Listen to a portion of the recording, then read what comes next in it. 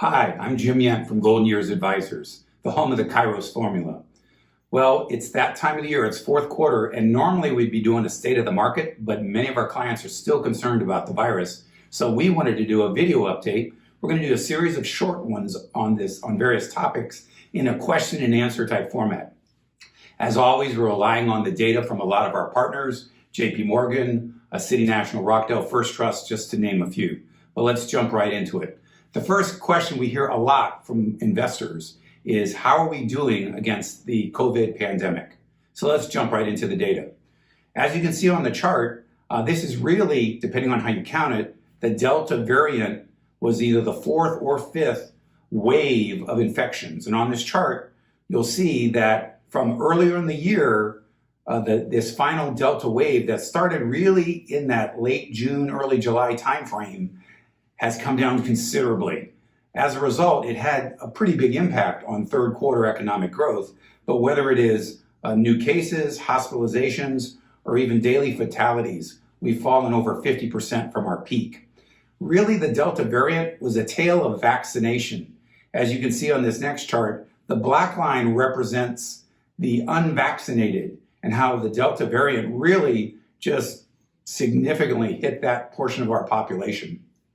But the second line, the blue line, shows that really, in general, vaccinations did a very strong defense against at least hospitalization. People got some infections, but the amount of hospitalizations was just very nominal. What this really means is that the Delta variant increased the entire herd immunity of the United States. Right now, CDC is reporting that we're in the 80% level of hitting herd immunities, which is a very good positive outlook, which is our next chart.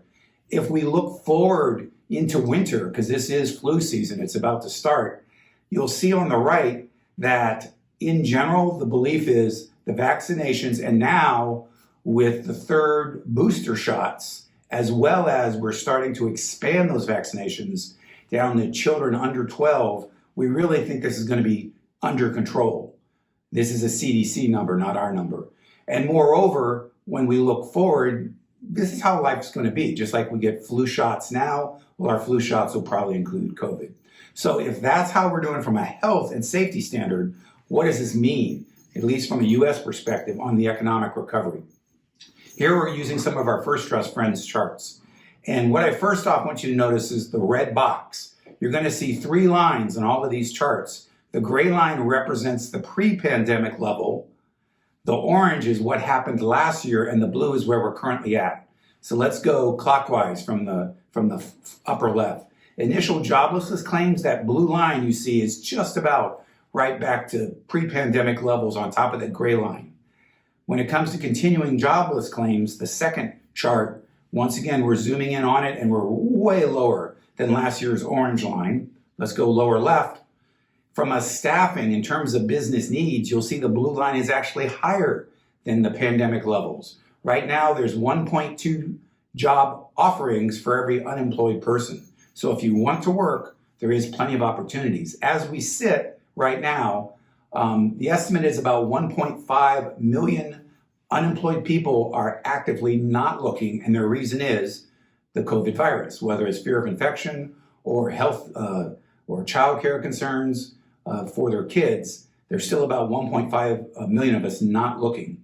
Finally, on the upside, the lower right corner, you'll see the blue line. We are above, on a retail sales basis, any of the pre-COVID levels and dramatically higher than last year. Let's keep going. Next chart, same thing. When it comes to steel, steel is now at a pre-pandemic level, and railcar levels were really kind of dancing around at that line. So on the goods side, the recovery is more than back. It's the services side, as we would expect, that continues to lag. So here are some of the four biggest hit areas. Box office receipts. You'll see the blue line still beneath our gray line. Hotel occupancy, we're better than last year's orange line, but we're still under the pre-pandemic level. I'm going to do lower right corner. Of course, airlines have been hurt. We're still not back to that pandemic level. And now on the lower left, this is really, there is no gray bar, but the 0 point is the pre-pandemic levels. And you'll see we're getting close. We're just a few percent away, but we're still not back all the way. So, summary real quick. When it comes to health status, we're making it through that fifth wave. We've hit herd immunity, and the belief is we should continue to have improvements on the health front as vaccinations continue and vaccinations start for our kids. That's not just true in the US, it's across the globe.